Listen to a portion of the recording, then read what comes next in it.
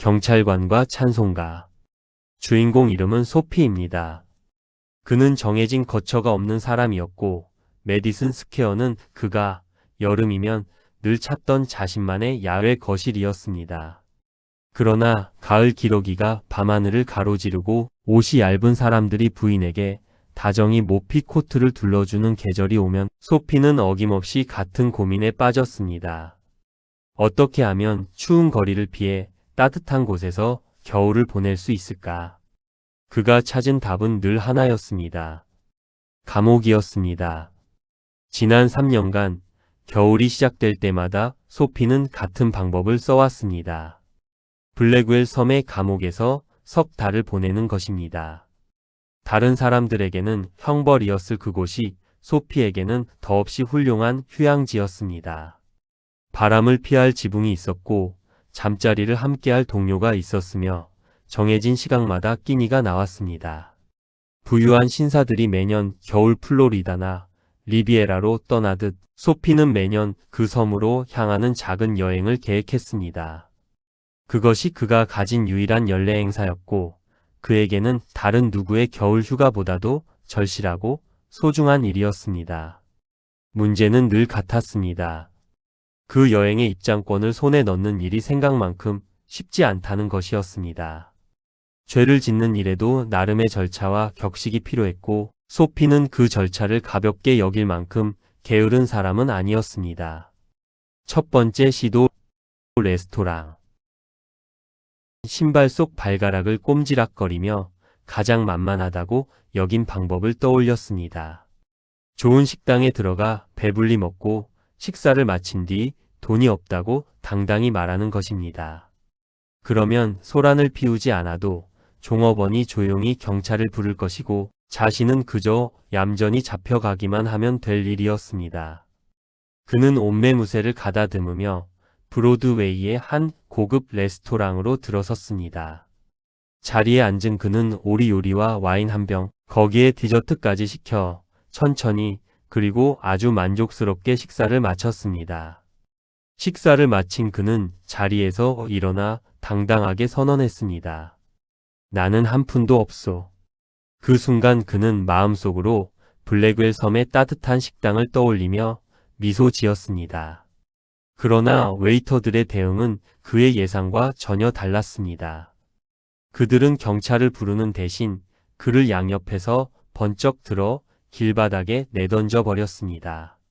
그의 낡은 신발과 해진 바지가 그가 신사로서 정중한 절차를 거쳐 잡혀갈 자격조차 없다고 말해주는 듯 했습니다. 소피는 차가운 보도에 무릎을 꿇은 채 욕설을 중얼거렸습니다.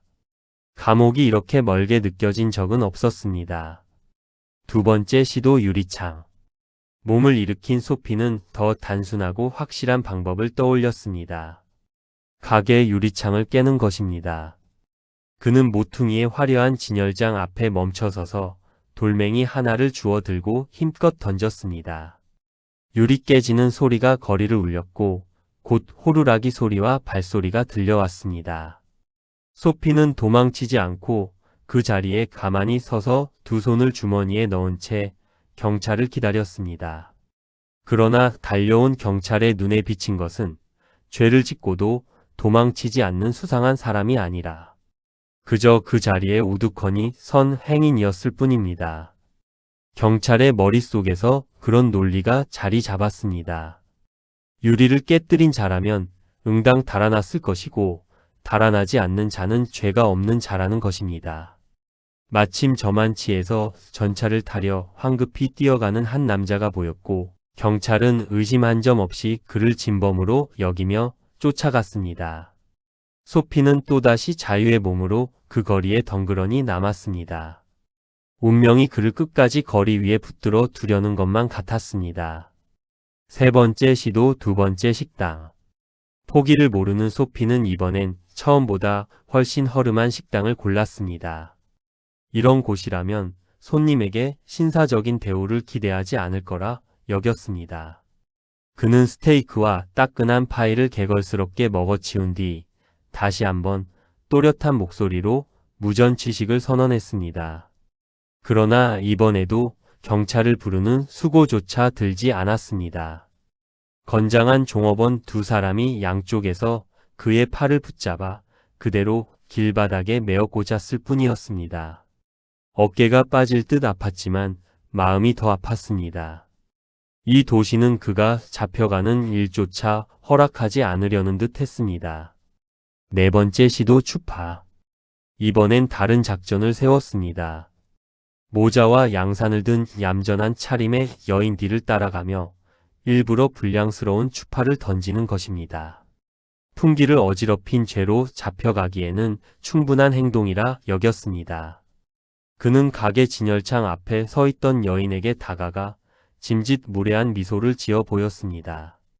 그러나 놀랍게도 그 여인은 화를 내거나 경찰을 부르는 대신 오히려 그에게 가까이 다가와 다정한 목소리로 말을 걸어왔습니다. 그녀는 오랫동안 외로움에 지친 여인이었고 소피의 수작을 짐짓 호의로 받아들인 것이었습니다. 소피는 등줄기에 식은땀이 흐르는 것을 느끼며 황급히 발걸음을 돌렸습니다. 죄인이 되어 따뜻한 감옥으로 가려던 그가 뜻하지 않게 어느 외로운 여인의 다정한 연인이 될 위기에 처한 셈이었습니다. 그는 속으로 한숨을 내쉬었습니다. 운명은 정말로 그를 거리 위에 묶어두기로 마음먹은 것 같았습니다. 다섯 번째 시도 소란. 다음으로 소피는 거리에서 한껏 소란을 피우기로 했습니다. 이놈들아! 날 잡아가란 말이야! 안 틀려! 사람들이 오가는 인도 한복판에 서서 고래고래 소리를 지르며 알 수 없는 난동을 부린 것입니다. 행인들이 그를 피해 멀찍이 돌아갔고 곧 한 경찰이 천천히 다가왔습니다. 소피는 마침내 잡혀가리라는 기대에 가슴이 뛰었습니다. 그러나 경찰은 그를 가만히 바라보더니 동료에게 이렇게 말할 뿐이었습니다. 예일대 학생들이 풋볼 경기를 이겼나 보군. 시끄럽긴 해도 위험한 일은 아니니 내버려 두지. 소피는 두 팔을 늘어뜨린 채 멍하니 서 있었습니다. 도대체 이 도시는 어떻게 해야 한 사람을 죄인으로 인정해 줄 것인가? 그는 절망 속에서 자문했습니다. 여섯 번째 시도 우산. 지칠 줄 모르는 소피는 어느 카페 앞에 세워진 멋진 비단 우산을 발견했습니다. 주인이 잠시 자리를 비운 사이 그는 슬쩍 그 우산을 집어들고 천천히 걸어가기 시작했습니다. 우산의 주인이 뒤쫓아와 소리를 지르며 경찰을 부르리라 확신했습니다. 그런데 정작 뒤따라온 남자는 도리어 당황한 얼굴로 더듬더듬 말을 꺼냈습니다. 그 우산 말입니다. 시시실은 제 것이 아닙니다. 오늘 아침 어느 식당에서 주인 없이 놓여 있던 걸 제가 그냥 챙긴 것 뿐이지요. 혹시 당신이 원래 주인이시라면 부디 가져가십시오. 소피는 얼떨결에 우산을 받아 들고 멀어지는 그의 뒷모습을 바라보았습니다.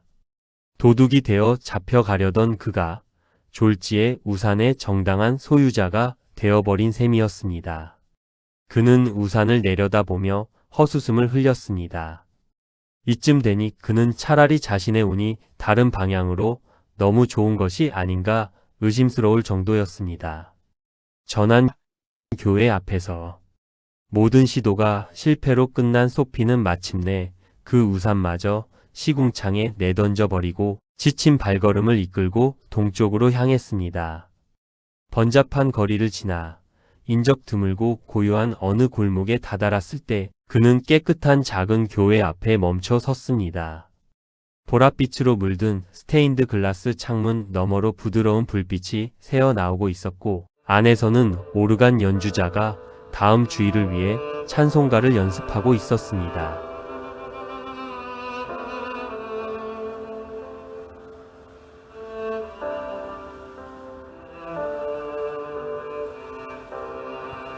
그 선율이 철창 사이로 흘러나와 거리에 가만히 내려앉았습니다.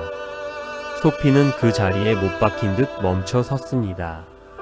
그 곡은 그가 아주 오래전 어머니가 아직 살아계시고 그의 삶에 장미와 야망과 친구들과 흠없는 생각과 깨끗한 옷가지가 있었던 시절에 즐겨 듣던 찬송가였습니다. 그는 교회의 철창에 두 손을 얹고 가만히 몸을 기댄 채 그 음악이 자신의 마음 깊은 곳을 천천히 휘젓는 것을 느꼈습니다.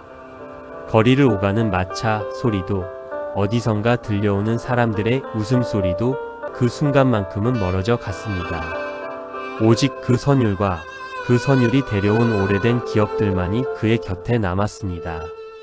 교회의 부드러운 영향과 길 잃은 자신을 둘러싼 환경이 한순간에 맞물리며 그의 영혼에는 갑작스럽고도 놀라운 변화가 일어났습니다. 그는 자신이 지나온 나날들을 떠올렸습니다. 무가치한 욕망으로 가득했던 시간들, 죽어버린 희망들, 무뎌져 버린 재능들, 그리고 자신의 존재를 이끌어온 비루한 동기들을 말입니다. 동시에 그의 마음은 이 낯선 분위기에 격렬하게 반응하며 전율했습니다. 어떤 강렬한 충동이 그의 안에서 솟아올랐습니다. 이 끔찍한 운명과 맞서 싸우겠다는 결심이었습니다. 그는 자신을 진창에서 끌어내겠다고, 다시 한 사람의 인간이 되겠다고, 자신을 사로잡은 그 악을 정복하겠다고 마음먹었습니다. 내일 아침이면 번화가로 나가 일자리를 구하겠다고 그는 스스로 다짐했습니다. 시간은 아직 늦지 않았다고. 자신이 비교적 젊은 나이에 헛되이 인생을 흘려보낸 것은 아니라고 믿고 싶었습니다. 그 다정하고 부드러운 찬송가의 선율이 그의 안에 새로운 사람 하나를 천천히 일으켜 세우고 있었습니다. 바로 그 순간 누군가 묵직한 손길로 그의 팔을 거칠게 붙잡았습니다. 그가 고개를 돌리자 둥글고 무표정한 경찰의 얼굴이 그를 내려다보고 있었습니다. 여기서 뭐 하는 거야? 경찰이 무뚝뚝하게 물었습니다. 아무것도 안 합니다. 소피는 조용히 답했습니다. 그렇다면 같이 가지. 경찰이 말했습니다. 이튿날 아침, 경찰 법정에선 소피에게 판사는 별다른 설명도 묻지 않은 채 짤막하게 선고를 내렸습니다. 블랙웰 섬에서 3개월. 소피가 지난 몇 주 동안 그토록 애써 구하려 했던 겨울 숙소를 정작 그가 새 사람이 되기로 마음먹은 바로 그 순간 마침내 손에 넣게 된 것이었습니다. 오헬리는 이 짧은 이야기 한 편 속에 인생에서 가장 얄궂은 농담 하나를 슬며시 숨겨두었습니다. 소피가 죄를 지으려 그토록 애를 썼을 때 세상은 끝까지 그를 외면했지만 정작 그가 마음을 바꾸어 선해지기로 결심한 바로 그 순간 세상은 그를 죄인으로 낙인 찍었습니다. 어쩌면 우리의 삶도 이와 크게 다르지 않을지 모릅니다. 가장 애써 구하던 것은 손에 잡히지 않다가 마음을 내려놓은 순간 전혀 뜻밖의 모습으로 우리를 찾아오곤 합니다. 그리고 어쩌면 진짜 중요한 것은 그가 결국 감옥에 가게 되었다는 결말이 아니라 차가운 거리 위에서도 그의 마음, 한 구석에 다시 사람이 되고자 하는 마음이 분명히 피어났었다는 사실일지도 모릅니다. 운명이 그 마음을 어떻게 다루었는지는 또 다른 이야기일 뿐입니다. 오늘 밤 여러분의 마음에도 작은 찬송가 한 줄이 가만히 스며들기를 바라며 이야기를 마칩니다. 감사합니다.